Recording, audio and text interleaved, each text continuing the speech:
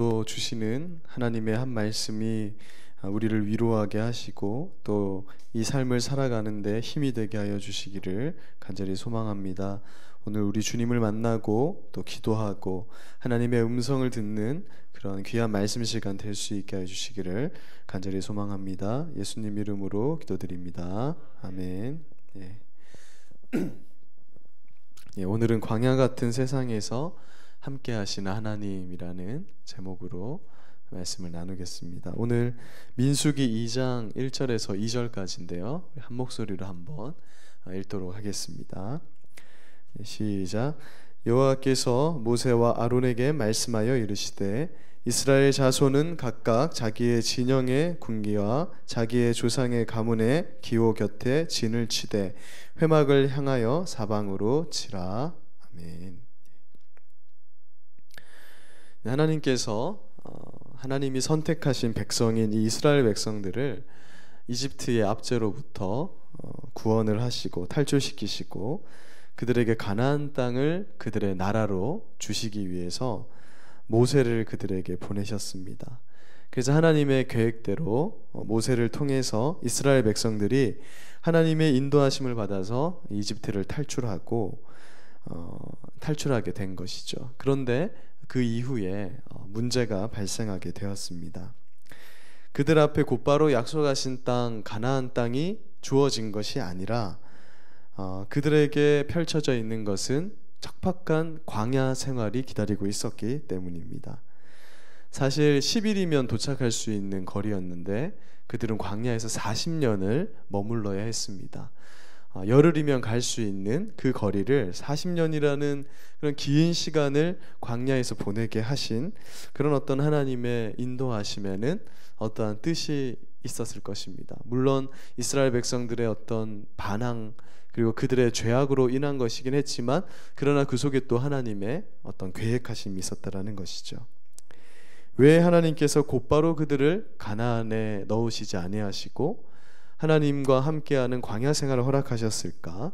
그것에 대해서 오늘 생각해보는 시간 되었으면 좋겠습니다.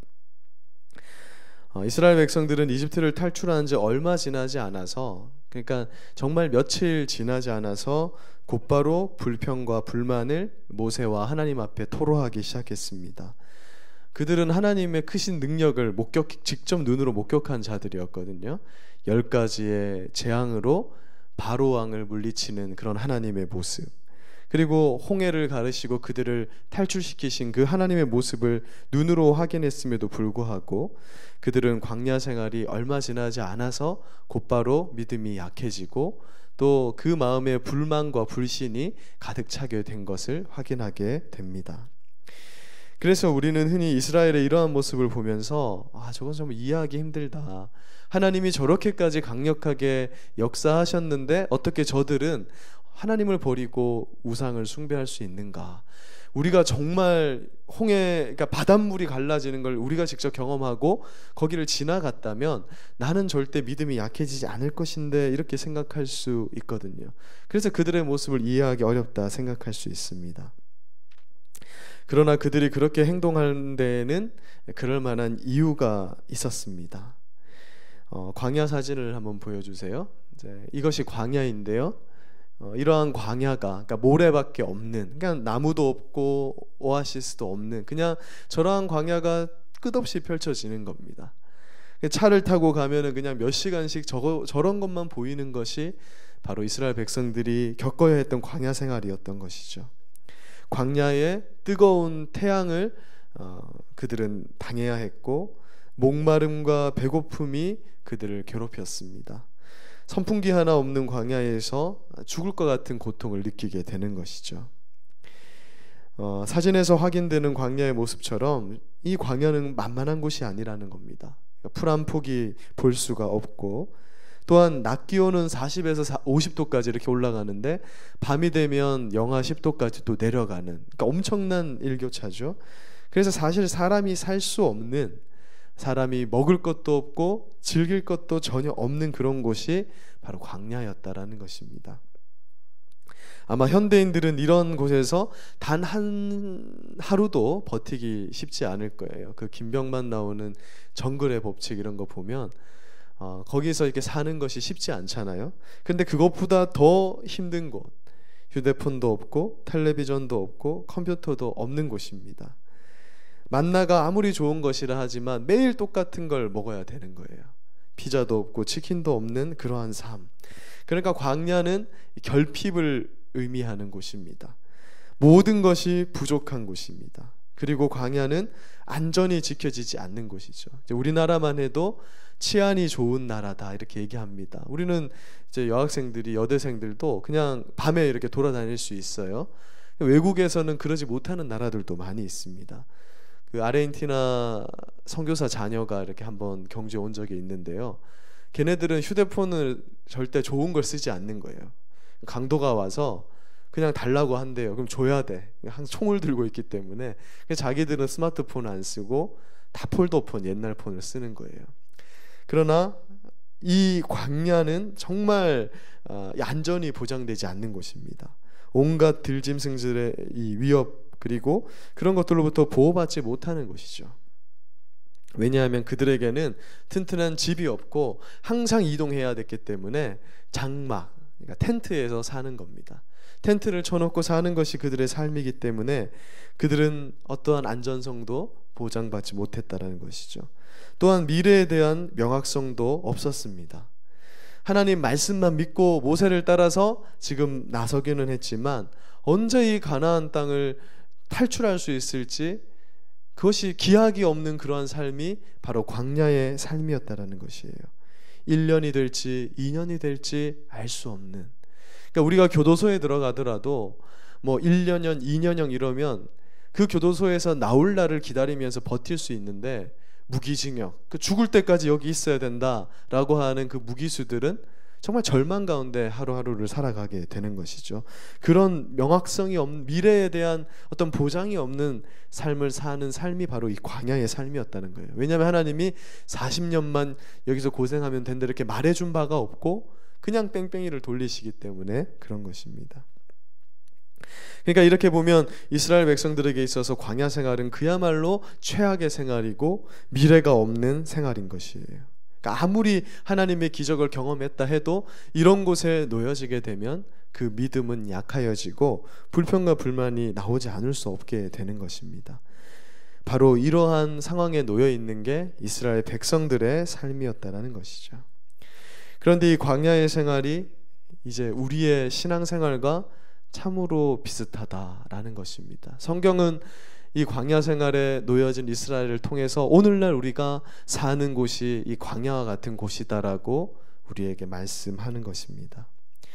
예수님을 믿고 교회에 다니지만 우리 앞에 펼쳐진 이 광야의 길과 같은 문제들이 저절로 해결되지 않는다는 것이에요. 예수님 믿는다고 해서 삶의 문제가 우리 스스로의 어떤 노력 없이 극복되는 것이 아니더라는 것입니다.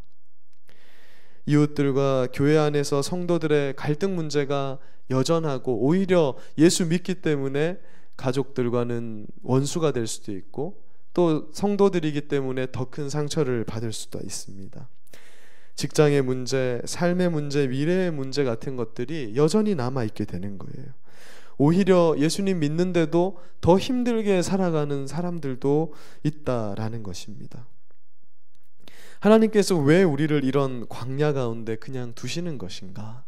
이스라엘 백성들의 불만과 고민이 그것이었고 우리의 삶 가운데 광야 같은 삶을 걷고 있는 이 시대의 신자들의 고민과 그런 불만도 동일한 것입니다.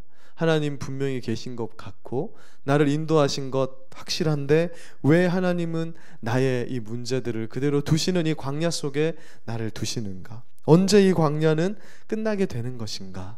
이러한 의문 속에 우리는 하루하루를 살아가게 되는 것입니다. 그런데 그 해답이 오늘 본문 말씀인 민수기 2장 2절 말씀이 주고 있습니다. 우리 2절 말씀을 한 번 더 같이 읽어보도록 하겠습니다. 2장 2절 시작. 이스라엘 자손은 각각 자기의 진영의 군기와 자기의 조상의 가문의 기호 곁에 진을 치되 회막을 향하여 사방으로 치라. 네. 여기서 우리말 성경에 회막을 향하여, 그러니까 회막은 텐트, 그러니까 하나님을 예배하는 텐트인데 이 회막을 향하여라고 되어 있는데 이것은 회막을 중심으로라고 이렇게 해석을 해야 더 올바른 해석이라고 할 수 있습니다. 한 장 넘겨보시면 이제 이게 회막인데 이제 오늘날로 따지면은 이게 광야 생활을 할 때 교회와 같은 곳이죠. 이곳에 하나님을 모시고 이제 하나님께 예배하는 그러한 장소였다는 것입니다. 양도 잡고 소도 잡고 하는 이 회막에 하나님이 임재하심이 있는 곳이라는 거예요. 그래서 한 장 더 넘겨보시면 이스라엘의 12지파들이 있는데 이 그림에서 잘 보이실지는 모르겠지만 12지파들은 다 텐트를 치고 사는데 이 하나님이 계시는 곳을 상징하는 이 회막은 그 중앙에 항상 두라라는 말씀이 오늘 이 민수기 2장 2절의 말씀인 겁니다. 한 장 더 넘겨보시면 이렇게 이제 도표가 되는 거예요. 저곳에 구름이 가득하다는 것입니다. 구름은 무엇을 상징하냐면 하나님의 영광을 항상 상징하는 거예요. 그러니까 저곳에 하나님이 함께 하신다. 지금 저곳에 하나님이 계신 곳이다. 그리고 그 주변을 저 이스라엘 12지파가 삥 둘러싸면서 항상 머무를 때는 저렇게 머물게 되는 거예요. 그러니까 안 움직일 때가 있고 움직일 때가 있었는데 머무는 날들이 더 많았잖아요. 근데 이렇게 했을 때 항상 하나님의 저 회막이 저 중앙에 있다라는 것을 지금 말씀해주고 있는 것입니다. 그러니까 광야에서 이스라엘 백성들은 결핍의 문제, 여러 안전의 문제, 여러 가지 문제를 그대로 안고 살아가고 있었지만 하나님은 언제나 그들 중앙에 함께 하셨습니다라는 것을 보여주는 것이 바로 오늘 민수기 2장 2절이 말씀하고 있는 것입니다.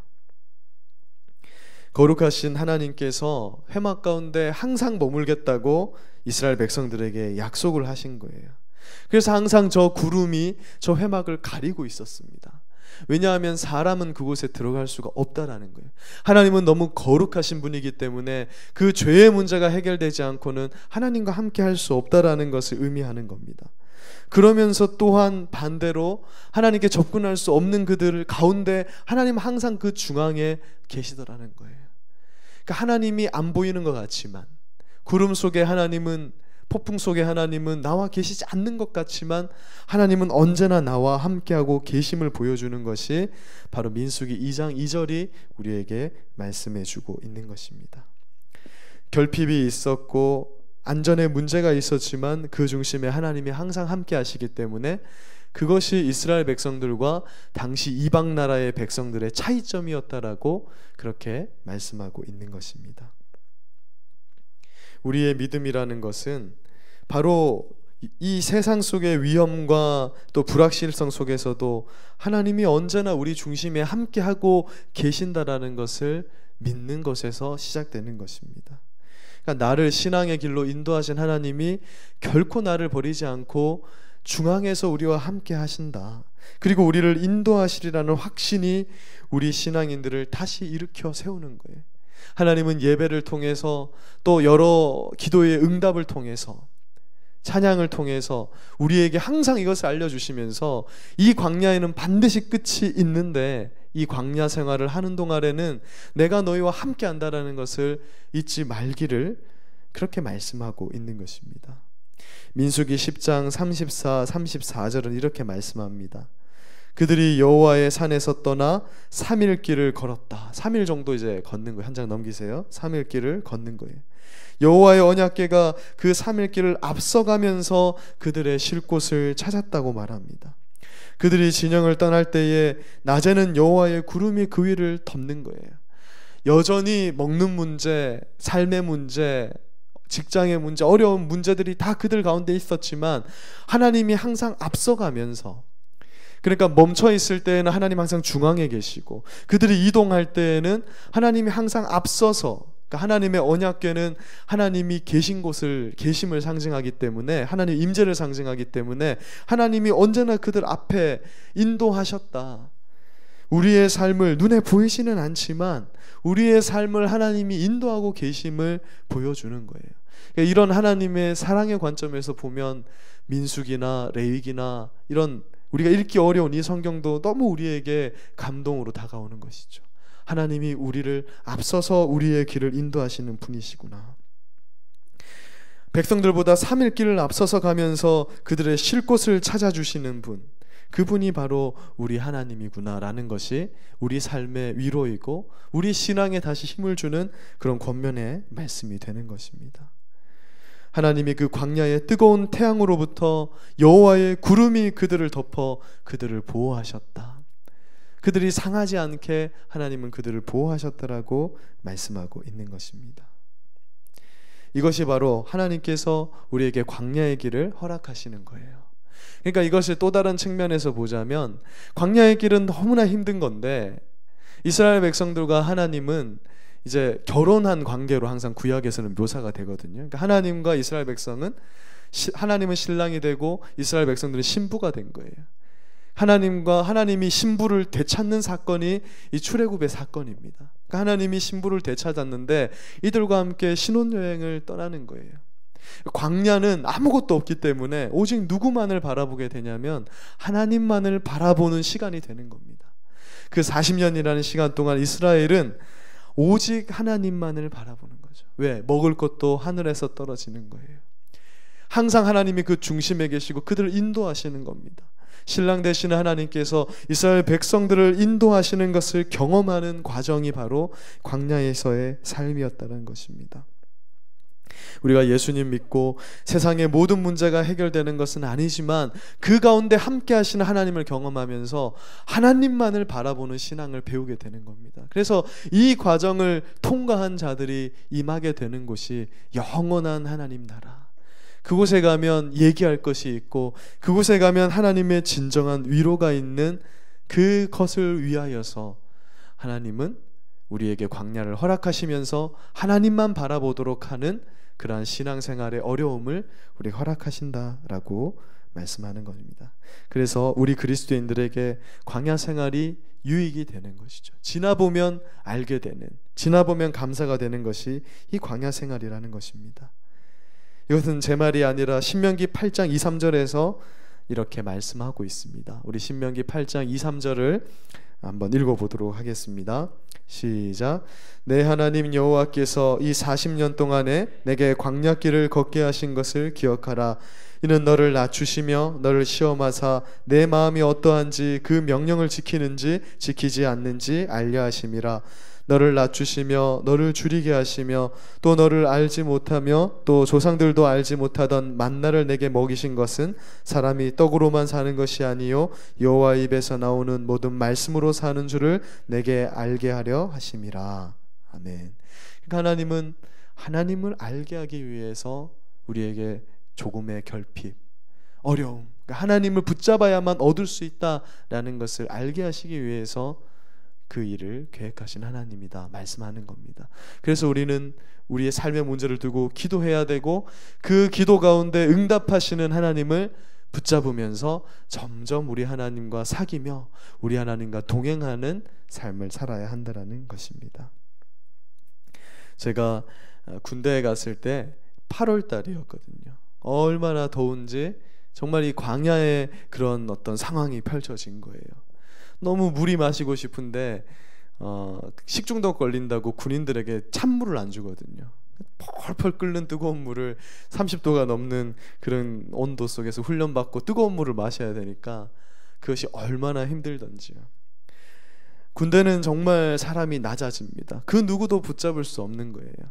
그 이전에 제가 이제 우리 교회에 와서 공동체 생활을 할 때에는 선배들이 그래도 도와주고 목사님이 있고 또 집에는 부모님이 있으니까 나를 도와주는데 군대에 가면 아무것도 없는 결핍의 상황이 되는 겁니다. 근데 그때 정말 붙잡을 분은 하나님밖에 없는 거예요. 그러니까 아무것도 붙잡을 것이 없을 때 우리는 비로소 하나님을 찾더라는 겁니다. 정말 뭐라도 하나 붙잡을 것이 있으면 인간의 본성은 너무나 악해서 그걸 붙잡아 보려고, 지푸라기라고도 잡으려고 하는 것이 인간의 본성인데 정말 그 지푸라기마저 하나님은 다 사라지게 만드는 거예요. 그러면 그때야 사람은 하나님을 붙잡게 되더라는 것입니다. 야곱의 삶이 그러했습니다. 야곱은 끝까지 자신의 지혜와 힘을 의지하는 사람이었거든요. 그는 끝까지 자기가 원하는 것을 놓지 않는 자였습니다. 그러나 하나님은 하나하나 그가 의지하는 것들을 가져가시는 거예요.